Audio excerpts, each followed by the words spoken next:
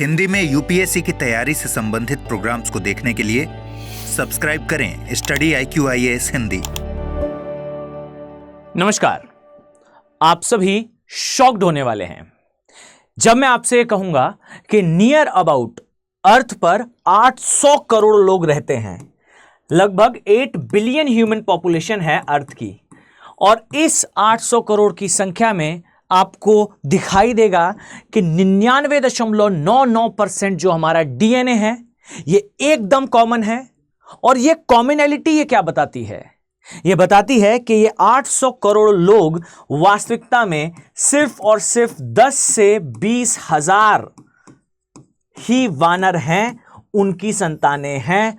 अर्थात अगर मैं कहूं कि यहां से मैं बोलना स्टार्ट करता हूं कि मेरे पिताजी, उनके पिताजी, और इस प्रकार से क्रम अनवरत रहे, तो पता चले कि भाई कहीं एस्किमो जो कनाडा में रह रहा है, मसाई जो डेजर्टिफाइड एरिया में रह रहा है, कालाहारी डेजर्ट में रह रहा है, और हम तीनों ही एक ही पिता की संतानें हैं जो आज दुनिया के अलग अलग कोनों में उपस्थित है।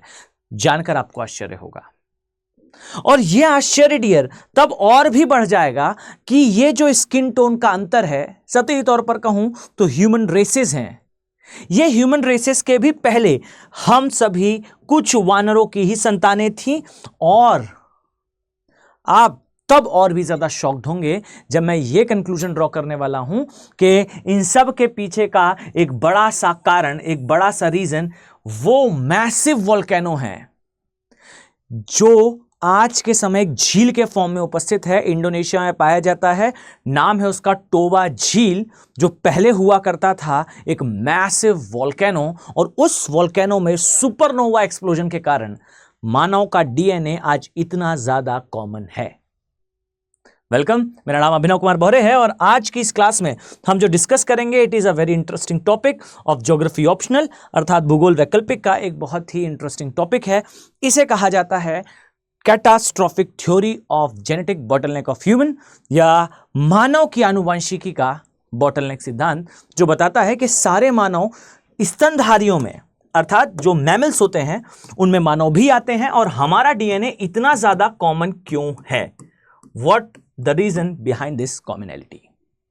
चलिए मैं चर्चा को स्टार्ट करूं उसके पहले ध्यान रखिएगा, अगर आपका ऑप्शनल सब्जेक्ट ज्योग्राफी है तो 5 दिसंबर अर्थात इस माह की 5 तारीख को जो नवंबर माह के बैच हैं उनमें एडमिशन क्लोज हो जाएगा।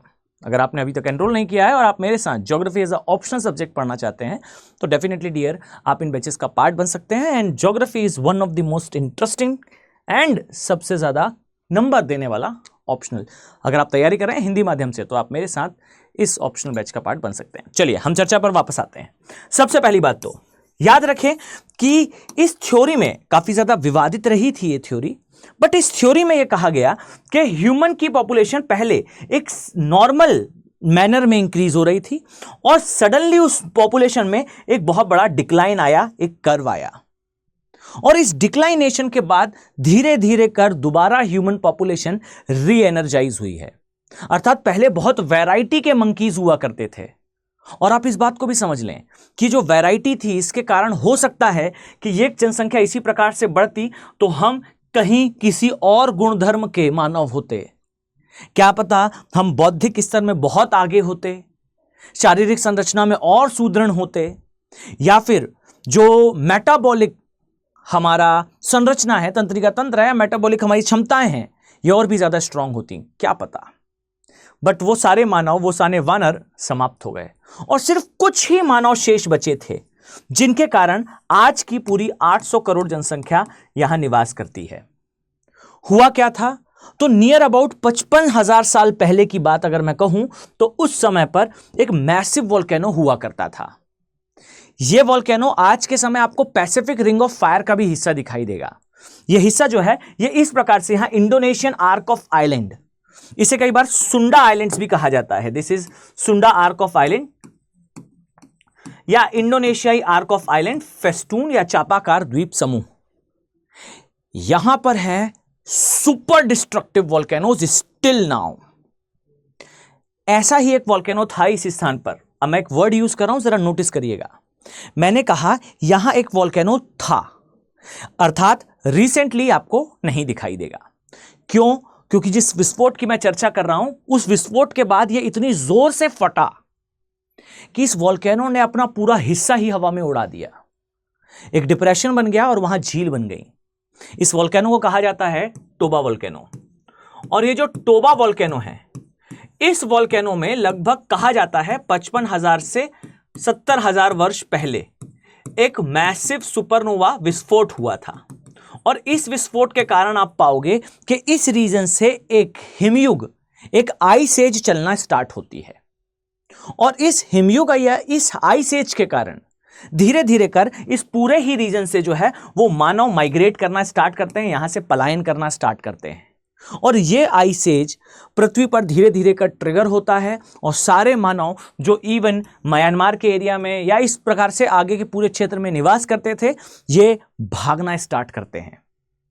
और डियर, ये जो रेस थी, इस रेस में वही मानव जीवित रहा जो माइग्रेट कर पाया, तेजी से मूव कर पाया। मानव के बहुत सारे ऐसे पूर्वज थे डियर, जिनका बॉडी साइज हमसे कहीं ज्यादा था, जो गोरिल्ला या ओरेंगोटैन से ज्यादा करीब के रिश्तेदार थे। वो सारे जीव माइग्रेट करे, पलायन करे, और उनमें से जिनका राइट सिलेक्शन रहा वो जीव पहुंच पाए बेसिकली अफ्रीका की रिफ्ट वैली के आसपास।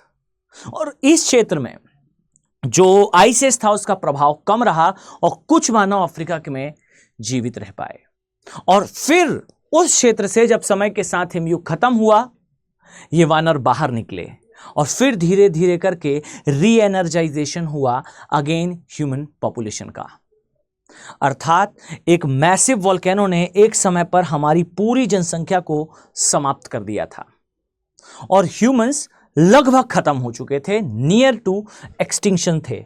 और एक्सटिंक्ट होने के कुछ ही समय पहले भाई कुछ वानर जो है वो एग्जैक्टली पहुंच पाए अफ्रीका, जहां से वो जीवित रह पाए।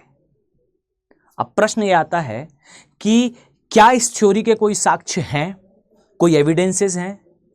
और अगर हैं तो हमें दो प्रकार के एविडेंसेस की आवश्यकता होगी। फर्स्ट एविडेंस तो ये कि क्या इतने बड़े ज्वालामुखी हैं जो इस प्रकार का आइस एज ला सकते हैं, फर्स्ट थिंग।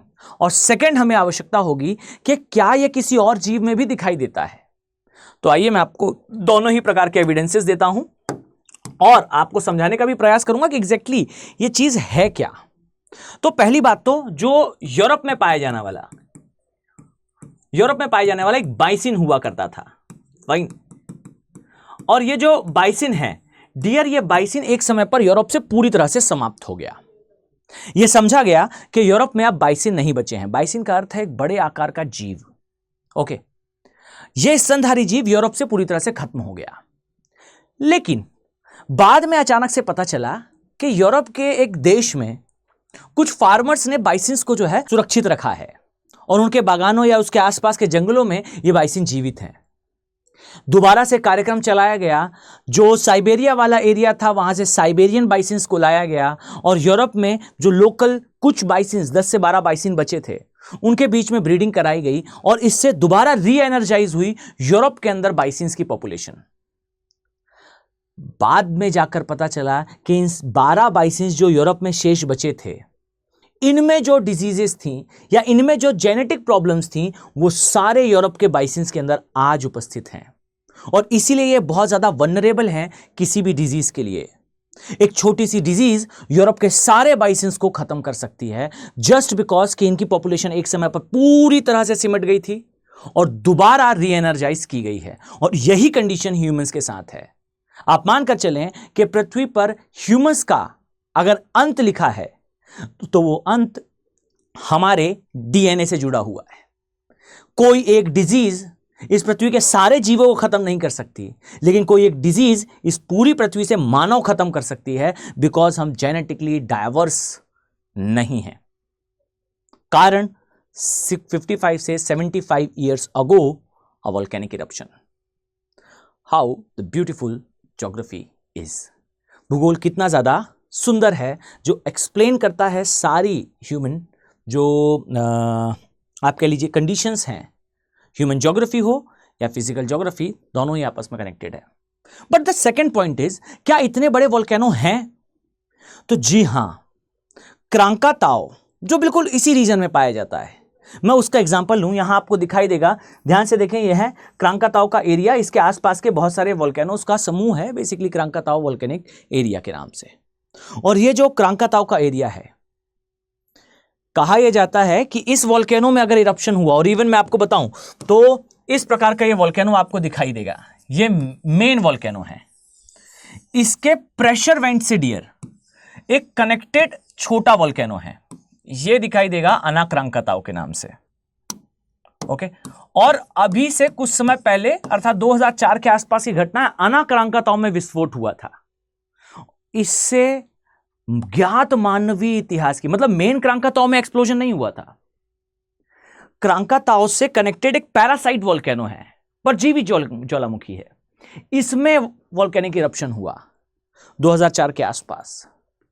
इससे ज्ञात मानवीय इतिहास की सबसे बड़ी सुनामी आई।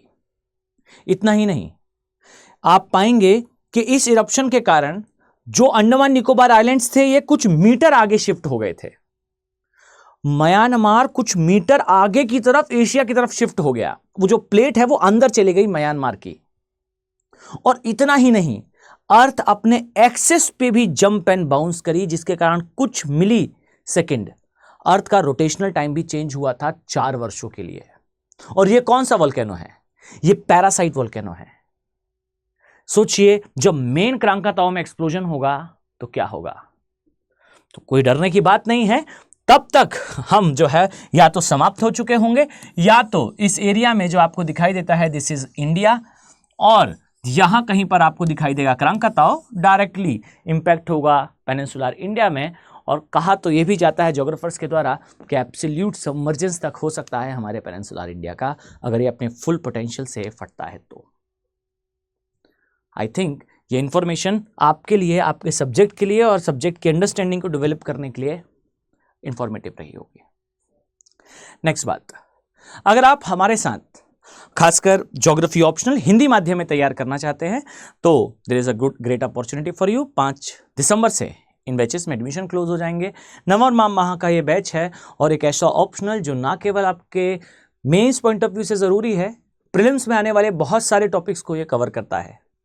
सबसे ज़्यादा इंटरेस्टिंग ऑप्शनल है, और साथ ही आपके प्री क्वालिफाई करने का एक सशक्त रास्ता भी, एक बहुत अच्छा एक्सक्लूसिव मीडियम भी। बिकॉज हर वर्ष 30 से 35 प्रश्न यूपीएससी पूछा करती है ज्योग्राफी प्लस इन्वायरमेंट से, and they're like a peanut for you. आपके लिए बेहद आसान हो जाएंगे अगर आप geography as a optional subject पढ़ते हैं तो। अगर आप ज्योग्राफी ऑप्शनल पढ़ना चाहते हैं, और खासकर आपको इसलिए भी लेना चाहिए क्योंकि ये प्री क्वालिफाई करने का एक अच्छा रास्ता है, और साथ ही one of the most interesting optional है, ज्वाइन कराएं तो आप जो है just by using AK live code study IQ के वेबसाइट पर विजिट करिए, ज्योग्राफी ऑप्शनल टाइप कीजिए, आपको पीछे पोस्टर दिखाई देगा, जस्ट बाय नाउ पर क्लिक करना है। जो प्राइजेस दिखाई देंगे वो हाई होंगे, just put AK live code and prices जो है वो सिग्निफिकेंटली कम हो जाएंगे। इतना ही नहीं, अगर आप यूपीएससी की तैयारी कर रहे हैं और 2025 में आपको एग्जाम देना है तो आपके लिए rapid revision crash course SIP के फॉर्म में उपलब्ध है। अगर आप इस कोर्स का भी पार्ट बनना चाहते हैं, just do the same procedure. आपको AK लाइव कोड एंटर करते हुए, जो प्राइस यहां दिखाई दे रहा है, मेंशन है, ये प्राइस पर आपको सारे कोर्सेज जो है वो मिल जाएंगे, including SIP foundation and long term batches also they are available. अगर आप तैयारी करना चाहते हैं, just go and visit the website. इस उम्मीद के साथ कि आने वाले समय में मैं आप सभी सीरियस IAS एस्पिरेंट्स को इन बैचेस में देखने वाला हूं। चलिए मिलते हैं नेक्स्ट वीडियो में। Have a very nice day, thank you. Hindi में यूपीएससी की तैयारी से संबंधित प्रोग्राम्स को देखने के लिए सब्सक्राइब करें स्टडी IQ IAS हिंदी।